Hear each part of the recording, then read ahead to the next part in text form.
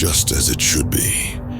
The wealthy concerned with only themselves and their high towers, their fine homes, receiving all that I have to offer them eagerly, glorying in their desires achieved, leaving occasional scraps under the table for what they call the less fortunate, enjoying life to its fullest without a single real care in the world, the best of everything all the time, heaping to themselves only the finest, the most impressive items, and relishing only in those emotions that make them feel better about themselves, looking down upon the masses of humanity that have not pulled themselves up from the gutter, just as it should be. But here is where I see my best work.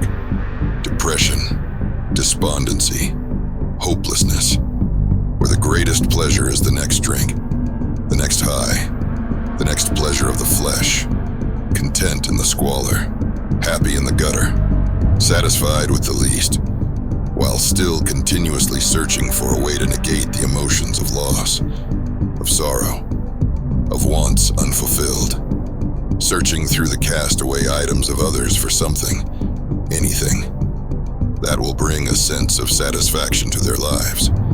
Here in hopelessness, I find my greatest pleasure.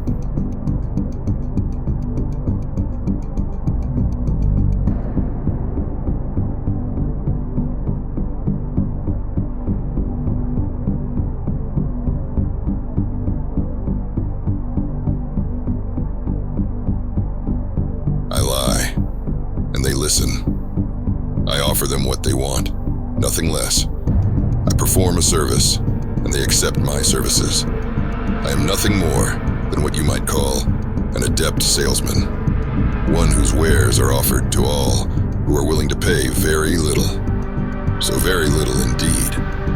In fact, I request nothing from anyone. I place no burden on them to pay any price. They have free will. They have the ability to either accept or reject that which I have to offer.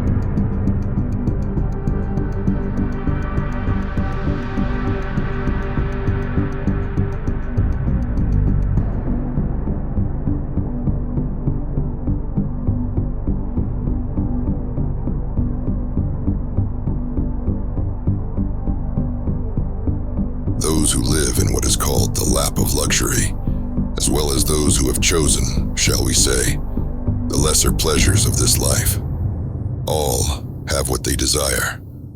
The wants of one are the same wants of all. The ability to control their own fate, their own path in life. I sell happiness, albeit only temporary happiness.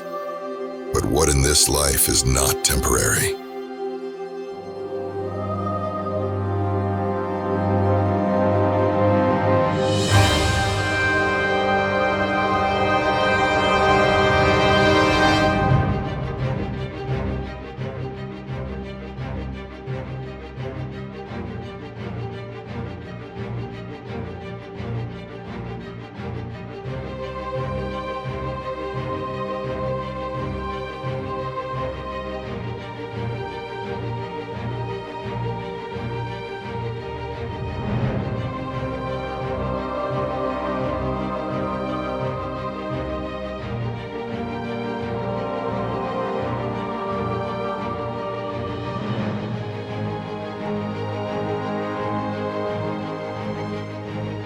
It is simply a matter of letting go of one's self-esteem, of not caring what your neighbor thinks of you, what others' thoughts of you are. It is the opposite of those who live in the high towers above this wretched place.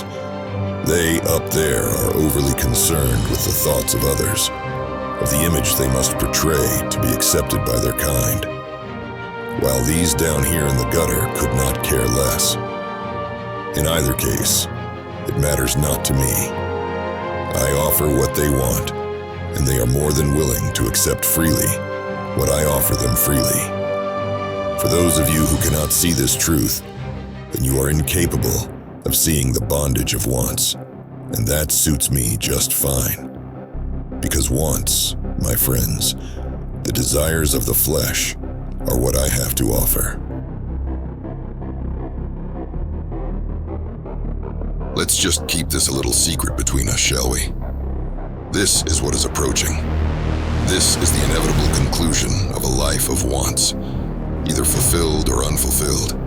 It can only lead to one thing: a life of bondage. Lifeless edifices filled with lifeless people. Row after row, mile after mile of hopelessness. Seeking for something, anything, to give life a purpose. One day, a day that will arrive much sooner than any of them ever thought possible. None of their wants will ever be provided for, whether they are in those lighted towers or in the filth and grime. One day they will arrive at their last day, and all they have obtained will be lost to them.